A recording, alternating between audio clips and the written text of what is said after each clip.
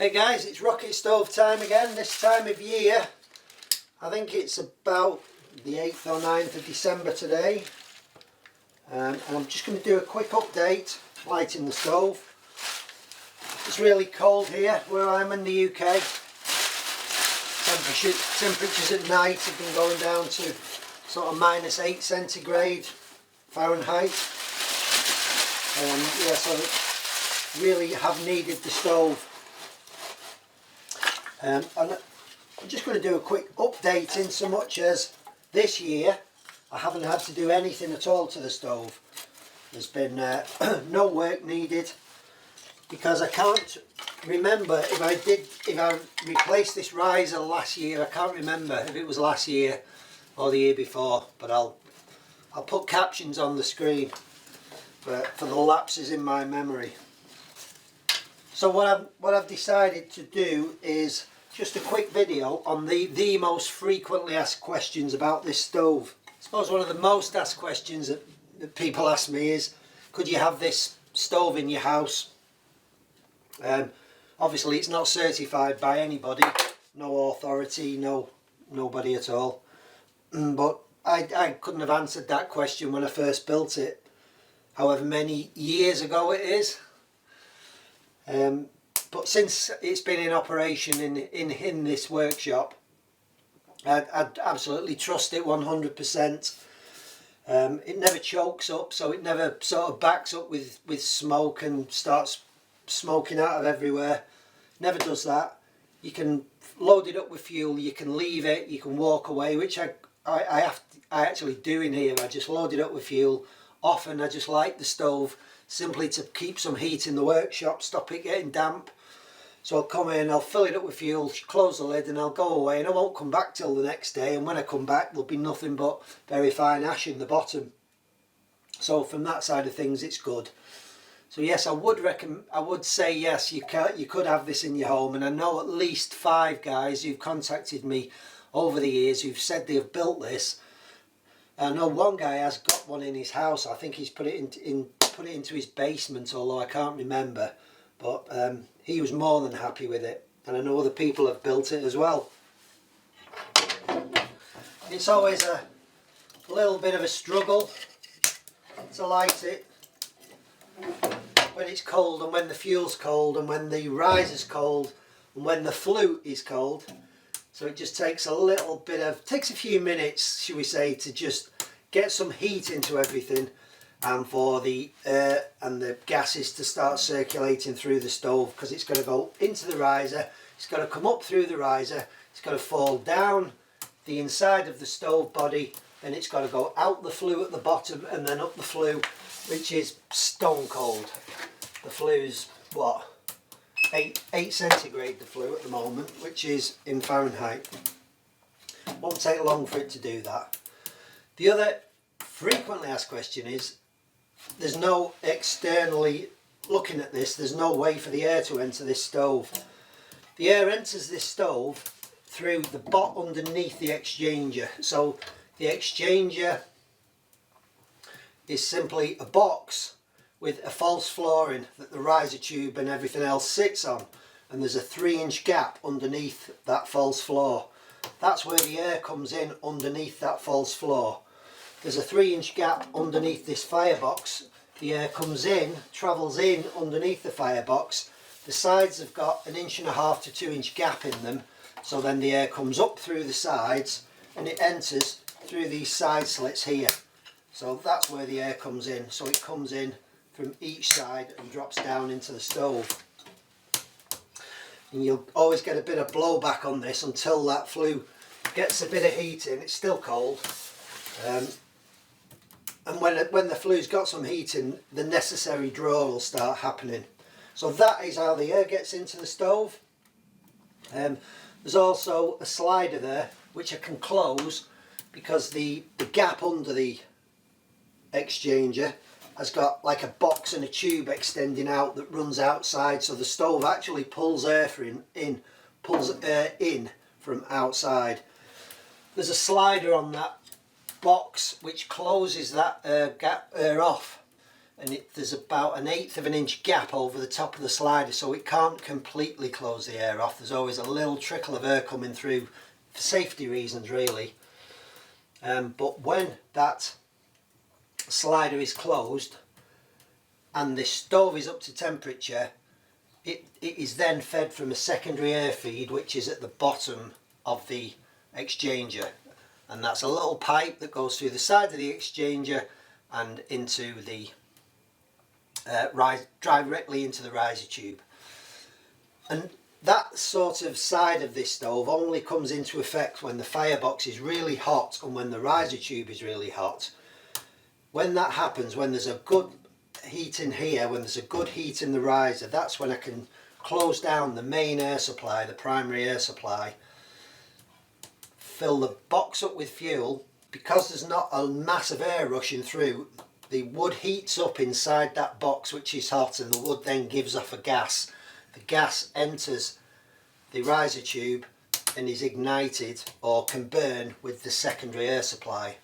And you'll see when you do that, when you close it down, you will see very little flame coming through from the exchange, from the firebox, but you will see a big swirl of gas and flame coming out from, like, where it ignites, coming from the secondary air. It's always difficult to try and explain this.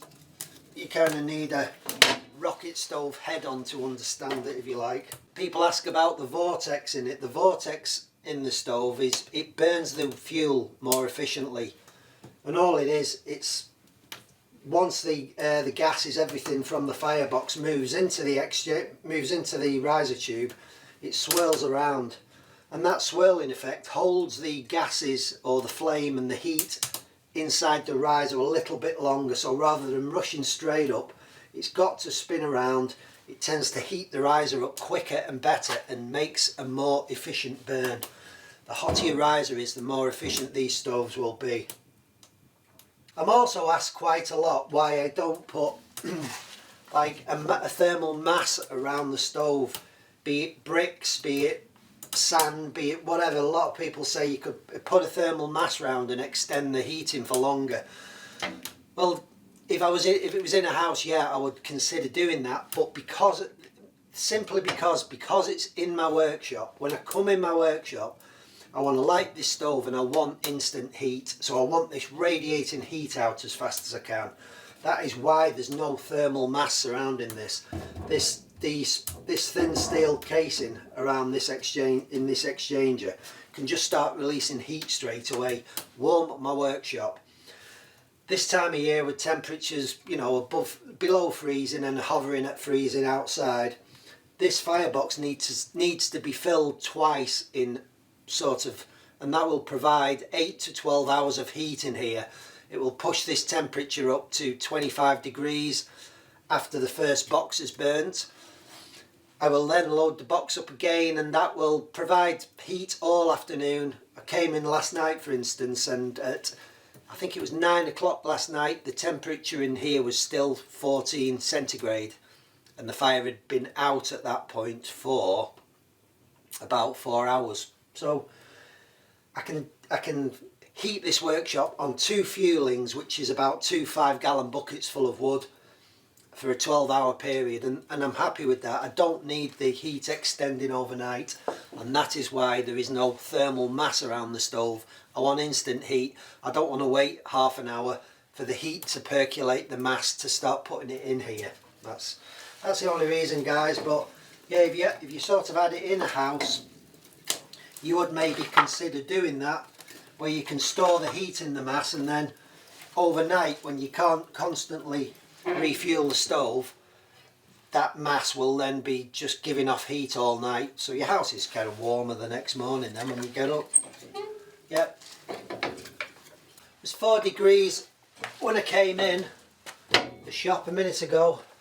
We're now up to nearly 9 centigrade, and it's starting, just those few sticks have started to put a nice bit of heat in now. It's 71 centigrade on this now, whereas the flue is still at 19 centigrade. So I absolutely love this stove, and I'm just so happy I built it. It did cost quite a bit of money at the time, and it was mainly the cost of the steel sheeting, because there's quite a lot of steel, which is it's about 2mm thick, the steel. You don't really need thick steel on the exchanger. The thinner it is, the easier, the faster it will be to release heat from the riser. The thicker it is, it's going to insulate the heat more, and that heat is going to travel through and go out your flue. So something like a 56-gallon drum, really thin, is brilliant for an exchanger body. Now, like I said, I haven't had to, the only work I've ever had to do on this since I built it is alterations to the riser tube, because it was first a cast refractory riser. That riser did either 2 or 3 years before it started to deteriorate slightly. So rather than, I remember at the time I didn't have time to cast another riser tube. So I thought I'll have a shot and use some vermiculite board and see how long that lasts. Well, the vermiculite board has kind of been running in this stove since that day.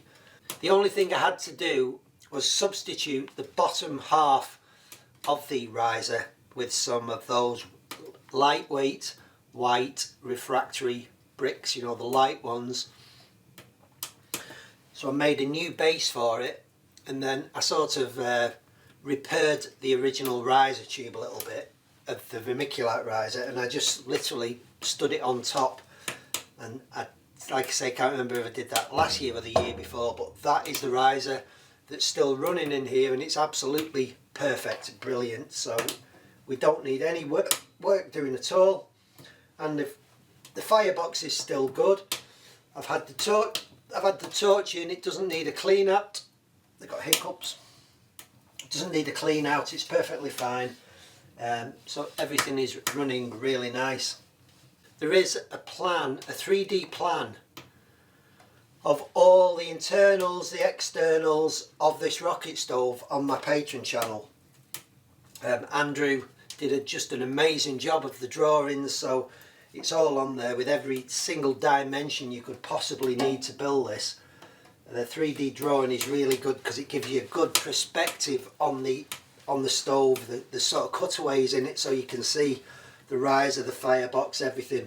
There's actually 2 downloadable PDF files. One's for the exchanger and one is for the firebox. So if you want to build this, and I can honestly say it is an amazing stove. If you build it, you will not regret it. So the plans are there for that. There's also 3, if you don't want to build this but you want to know a lot more about rocket stove, what makes them tick, and the learning curve I went on when I started making them, there's also 3 tutorials on my Patreon page. You kind of scroll down the Patreon page, keep going, and then it says more, and you click more, and then it brings up more videos. So you keep going down until you hit the rocket stove tutorials. 3 videos which explains all about rocket stoves, airflow, how they work, mass, construction, gaps, materials. It just explains everything about them. So if you want to build one of these using a big old gas bottle or 6-gallon drum, it explains the relationship between fireboxes, risers, the size of fireboxes, the size of... It's just such a... It's a simple concept, but it's complicated if you don't understand it. And so if you follow that guideline, it will just save you, believe me, an awful lot of time when you come to build one of these and you do everything wrong and you've got everything welded up. But the one thing I can tell you is, unless you're using really thick stainless steel tubing for the riser tube inside, just don't bother using any other material. Cast iron may be okay, I don't know, I've not tried it out long term, but to me the best thing is using some kind of refractory for the riser, because you're using a refractory, especially the insulative ones, they just get hot so quick they hold heat in and they burn so much cleaner right from the go.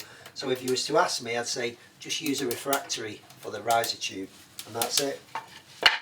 Save you a lot of mess in the long run. So that's it. So what temperature are we up to here? We're up to kind of 184 centigrade now on the thing, which is 363 Fahrenheit. Just in that short time we've been chatting, the flue's getting warm. The flue's now at 30 centigrade, 86 Fahrenheit.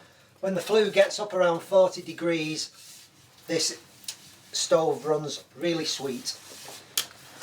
When the little red dot there, I don't know if you can see it, but there's one of these little stove thermometers. When that gets round to that white line, that means the firebox is hot enough, the riser's hot enough. I can then close up the primary air, open the secondary air vents, and I can then reload the firebox with wood and forget about it for 2 or 3 hours.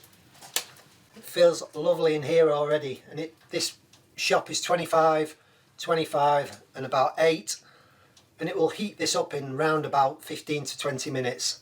So it'll be sort of 25 degrees at this end, and it'll be, you know, sort of 18-20 degrees at that end, and that whole air will swap during the day, and the workshop will be exactly the same temperature. And often it's warmer than the house in here, quite often. I've got another video coming quite soon on the hot composting bins at Mel's Allotment, which I have to say are absolutely amazing. They are freaking amazing. So if you're into composting at all, I don't suppose many of you will be, but if you are, man, you've got to build these bins for composting. They are just the best thing since rocket stoves. Do you want to have a look in here? Let's have a look. I'll show you in here. I'll show you in there and how beautiful it looks. Just open a bit of secondary air up.